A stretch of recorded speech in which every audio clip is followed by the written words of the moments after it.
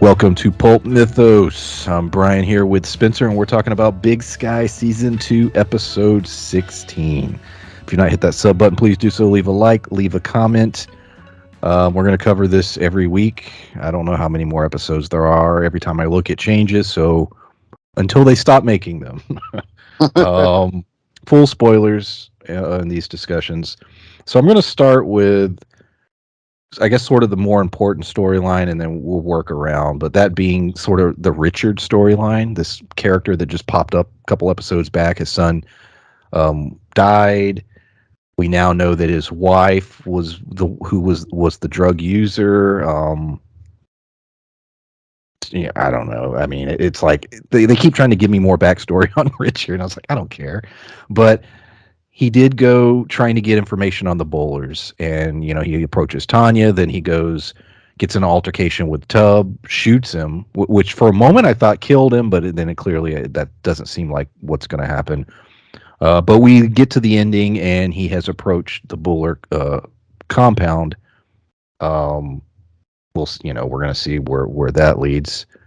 But just sort of thoughts on the Richard storyline. Like I said, it's interesting because I mean it is pushing things, but at the same time, I don't know that I care. But I don't know. Thoughts on that?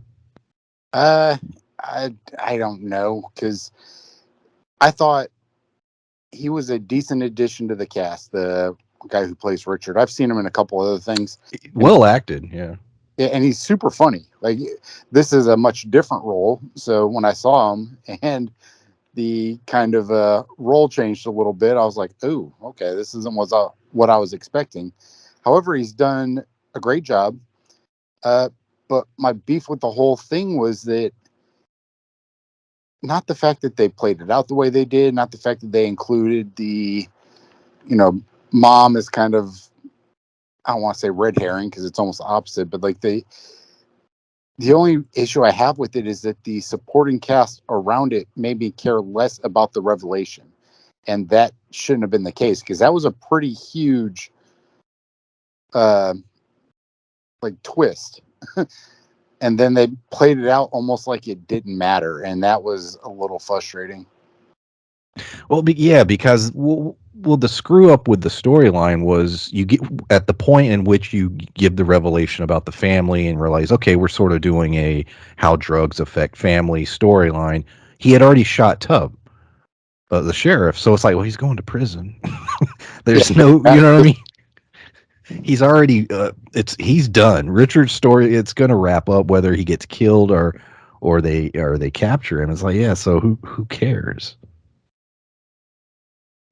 Yeah, and for him to end up either being killed off or, like you said, going to jail, to me that still would emphasize the effect of what it plays on the family, but I just feel like it took a lot of the meaning away with the supporting actors, I don't know, portrayal of what happened. Because, when I'm looking at it, I'm like, that is a huge, huge deal.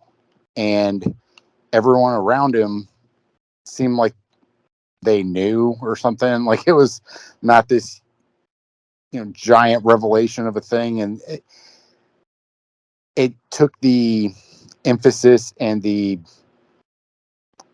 I don't know, the emotion away from it, because when it first happened, I was like, oh shit, I had no idea it was her, and then I'm thinking, well, how is that going to play into the story? How is that going to affect? Are they, going to say that it was her fault? Are they going to spin it this way? And then literally it was like nothing. And then the scene just ended. And I was like, oh, okay. So it's not going to matter. They just basically they're using everyone else in that situation to just build up Richard's character, is what it seems like. Yeah, unless Richard does something dramatic at the Buller compound, kills somebody or something like that. If that happens, then I'll say, okay, Oh yeah, sure. But if that doesn't happen, then it was just an extra little subplot just to fill time. And Cassie and Mark hook up. Um, they've resolved the love triangle in multiple scenes. Basically, Mark tells Cassie about Jerry. Jerry has a conversation with Cassie, and so everything's hashed out. And they're just like, all right, Cassie and Mark are a thing. Cool. And that's that. So I was happy that that all happened, just to get it out of the way. Oh, me too. And they Yeah, did I it was like, well. I don't need a love triangle in this. So, but in the end, it's funny because there was the moment where Mark's like, "Oh, I got to go do some work shit," and she's like, "Oh yeah, I forgot you're like a marshal or whatever," which You we've actually have a jokingly, job. yeah. I was like, "Yeah, what do you do?" But he storms in the office later, and he's just like, "Oh, I think I know where Scarlett and Phoebe are," and no one's around. And then Jerry's like, "Well, I'll go with you," which is sort of For your fine. work. But it's like, aren't you a marshal? Wouldn't you like have a team? Like you're looking for someone who's connected to all this crime, and I don't know. No, we're just going Would- to take this private Wouldn't that be somebody's investigator. actual job? Yeah, but so I'm assuming they'll be on that mission next week. Any thoughts on the Cassie, Mark, Jerry slash hunting for Scarlet stuff? Uh, I I think that it's good because, and we've said it 1,001 fucking times. You have this. You have to at least acknowledge this story because this story with Mark is the reason that it all began. Like it's, you know what I'm saying? Like the whole like human trafficking angle and stuff. Like if they just literally abandoned it at this point, it would feel very like I don't want to say shitty, but shitty. All of a sudden, what we just don't have any resolution with that whole storyline. So them acknowledging that, I am completely okay with, and that to me makes sense for them to acknowledge that storyline. I'm not 100% sold on how they're doing it yet, but I'm already invested, so I'm gonna stick with it anyway. Yeah, because he even brought up like his sister stuff again, and like it's like, oh yeah, like he said, these are storylines that go back to last season that they sort of dropped. And that's what I'm saying. They Yeah, It feels like they're finally answered that question because we had talked about it, whether or not they're going to just say fuck it and never address it again, or if they were going to, kind of wrap that up. And it looks like now that they're actually going to address it, which is, in my eyes, a great, great deal. That's a huge, huge thing that's just kind of been hanging there. we have Alicia, Veer's girlfriend. Ugh. Turns out she's a lawyer. The scene, I want to crap all over it, but at the same time, it's like it actually made sense and Yep. logically is true. Because she comes in there and basically explains, you guys had nothing on this warrant, you made it up, um, and if we pursue this, you're in trouble, in big trouble. And Tubb is like, she's right. Jenny sort of feels upset about it, but he basically says, look, we got to take them down now because that's it. It's that or our career, or at least his career is over. And so, I was, as that was all playing out, I was like, well, but then I was like, you know what? She's right. That is how that would work. And yeah, Well, at first I was like slightly, like you said, I was slightly frustrated with it, and not because uh, the lawyer, she doesn't act well. It irritated me because of it's like a scheme behind a scheme, and which is good plot wise. That's not like a bad thing. Her character irritated me, not the way it was performed. I was like, man, this little sneaky bitch. Like it made me mad because I was like, ooh. But as far as performance goes and relevance to the story, it was great. It made a ton of sense, and to me, it helps elevate her character without having to add an additional character. that's probably why they did it. They were just like, she's a lawyer. Because you're right. They could have been like, she could have been like, I got a friend who's a lawyer. We're Yep. bringing them in. So, yeah. And I was like, all right. Um, quick scene, but basically, Ren and Jag are starting to plot on Veer. They're coming to the conclusion that he seems like he should not be running things anymore. Um, Alicia had told him, what, a week or two ago that, or well, hell no, this is whenever the hell the episodes aired, episode or two back. A month ago. Yeah. Um, she had said, "Hey, I had a dream or a vision or something that I Yeah, can't remember that Jag's going to kill you or something like that." So I don't know if we're doing that or where this is all going, but basically Ren and Jag had that conversation, and he was just like, "Yeah, I got to confront Dad." So yeah, yeah. See, I am curious as to Alicia's role in this, because for her to make it out to be like there was, you know, Jag's involved and he's the one that's going to kill her and all this stuff, it feels almost like she's not setting up Jag, but setting up Jag. Like she's going to either make it situationally where he ends up killing her, or he wants to kill her, or there's a lot of variables at this point. But I am curious as to how the vision thing is going to work out. our boy Stone. Um, Jesus Christ. he's around. He does things. He warns He's Ginny. there. He's there. He tells Ginny, "Yeah, they're gonna kill you." Um, what else does he do? He wrote a couple things. He's there at the Performs end. horribly. Well, does a horrible job with his job. He's got Ren sort of looking at him funny because he keeps bringing up that one girl.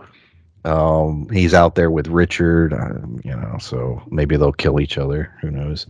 Um, I don't have a lot on Stone this week. I know I usually rant about him, but I don't know. He was in and out, and I just sort of ignored him. So, any thoughts on Stone? Well, not as story wise. The part that made me laugh was his it's like his whatchamacallit, his accent kept changing, and it made me laugh a lot. Because it's like he's trying to pull off, I don't even know what region he's trying to pull off, but like he would say something in a sort of accent, and then it would change like 3 seconds later, and then it would be slightly different again, and it just kept making me laugh because the amount of times that this guy doesn't know where he's from. And I just think he it's funny that he's like a lead character now. I'm like, how? Why? yeah, You took away Legarsky. You killed Legarsky off. We he got killed the Travis. he killed the good actor for this bullshit. And until this episode where they finally kind of said that they were going to push the story forward as far as the human trafficking part, I wasn't sure they were going to. So now I was getting pissed because, I'm like, you kill off this good actor to leave in this shit one. And then, the story never progresses. So I was really curious as to whether or not that was going to come full circle or not. Because if you wrote off Legarsky and kept his shit ass in there, and then basically just, I don't know, it just feels wrong to keep on a shit character's role to progress or take out a well acted character, and one that felt like it was pushing the plot forward, for this shitty character who doesn't push any plot forward. It's a little frustrating, but The best thing in this episode, hands down, was the Tanya story. yes, We had Bryce, the truck driver, who's also working with Ginny and the cops. He's an informant. that's the Uh, informant that we found out was an informant like 3 seconds in, and he flips quicker than shit. yeah, I complained about that storyline before because it just didn't make sense to me, but fine. Yeah, let's meet at a gas station like nobody's gonna see us, but whatever. That was so good I because was like, that's the worst both place to meet. they were both pumping gas and like talking casually in this town of like 12 people. Like they Exactly. wouldn't have recognized. They've been like, "What the fuck were you talking to Jenny Hoyt for?" They're like, "What? I wasn't." So he ends up getting caught, and then Tanya kills him in a pretty cool scene. Dono is there. He's very proud of her, and they have a little bonding moment. And she expresses that it was easier than she thought it would be, and that she's fully now, a criminal part of the family and all that stuff. So I loved all that. Donna also had some pretty good scenes up front with he was with Stone and he was wanting to kill Jenny, and he had a couple funny lines. Been praising Dono since he appeared. Love Dono. Love him and Tanya. Love him and Ren. I just want a show about them. Like Ren, pack up her stuff, get Tanya, grab Dono, and go on an adventure, find another city, and just start a life of crime. I would watch that show. Make it a spinoff, like a Yes. Little Sky, or I don't know. Yeah, whatever. Because, like you said, it's not only is it way more interesting, the amount of, I don't want to say shenanigans, but the amount of shenanigans they could get into would be way more entertaining than this bullshit relationship between Dude, Cassie and Jenny. I And already got the plot. They go to some small town and open up a diner. Remember, Dono can cook, and Tanya was a waitress, so she worked oh in that shit, for a long time. So he could run the grill. She's a waitress. Ren is like the they're manager or like whatever. laundering money behind And yes, doors. they're And doing crime behind the scenes, but they do it all through this diner, and that could be like the main set. And yeah, bam, plot established. there you go. If you're ABC, please hire yeah, us if for you're your listening, job because you're doing this shit job. do that. Make that show. Sincerely, semi-concerned fans. And like you have Dono each week coming up with there's a new special on the menu every week. Dono's experimenting with food. Oh, you can make it almost like a whatchamacallit? Fart. Um, Sweeney Todd, where he's putting like Oh, yeah, you could have pies. that episode, yeah, where they have to get rid of a body, and so Dono's trying to come up with elaborate like meals in order to cook up a body. Yeah, you could do that. That'd be funny. I'd watch it. And the guy that plays Dono's a writer, so he needs to write a script, and he could be the showrunner. That'd be great. Why not? I'm already sold. I know. Hopefully they're listening. Probably not. Oh God, no. The actor that plays Travis has probably got a lot of pull. He's like, fuck those guys. They're always talking shit about me. They cut me some slack every once in a while. I'd be down for the show. If they included me in their bullshit show. He's like, I'm trying to get paid, guys. They gave me the script and I read it. What do you want from me? Yeah, you can't get mad at him. But that's and I was talking with my wife about it. The gripe I have is like there's a certain like half of the cast that does not know what to do with the script itself. It's like they don't know how to adjust their lines. They don't know how to read the script. They're not sure how to portray the character or what. Because when we have Dono and everybody else, they all have the same script. Like they were all given the same shit. So for half of the characters to be enjoyable to watch, and then the other ones just not. It's true because on paper, Dono's stupid, a stupid character. On Oh yeah, paper, you're right. But the way he does it and the way he sells it, it works. But yeah. and I think that's my bigger issue with it. Is it not that it's poorly written or that it's intermittently well acted and then equally is intermittently poorly acted. It's just fucking weird because to what it is that how they want to portray the characters And sometimes it's great, and then sometimes it's the weirdest, most god awful shit that's just not well done. And it's hard to. I also noted, and I don't know if this is just the way they write the character or what, but I thought it was weird. I noticed in this episode, Cassie, a lot of times, her scenes involve like there's like food or a drink or like, like a lot of her scenes, and I'm like, I don't. Is it just the character, or is the actress more comfortable in With a cheeseburger in her mouth. I don't know, like acting with the food there and just sort of like I don't know. It was something I noticed. I was like, she's Well, always and around. and that could have, like, I don't want to say character aspect, but it may be. I mean, like, I think food is one of those comfort things, but I think that when she's in a situation where it's being portrayed better is when she's eating. So I don't know if she's just like a newer actress and she's just not comfortable with some of the scenes or what, but she seems to do such a better job in scenes with Mark, which normally involve food. So I don't know if that plays into their character or what. Yeah, I just was noticing that. I was like, yeah, it's always seems to be the case. Um, that's about it, I think. Yeah. Like I said, I have no idea how many more episodes there are. I'm assuming it'll run through May, and then It's going to be a 42 episode season. you know, at this point.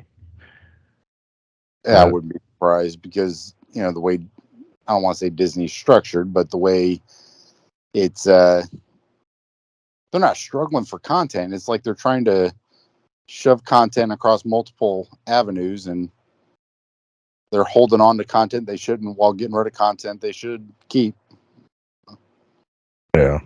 But that's also a fanboy perspective. That happens a lot in, every network. So if everybody watched it, then there wouldn't be an issue of me saying, hey, they should keep this on. It would speak for itself. So just because I like it doesn't mean everybody else does, I guess. Yeah. All right. I think that's it. Appreciate everyone listening. If you have a better idea for a spin-off, go ahead and let us know in the comments. I think the Dono, Rin, and Tanya show would be great. Yes. Diner. But yeah, that's it. We'll see y'all next time. Bye.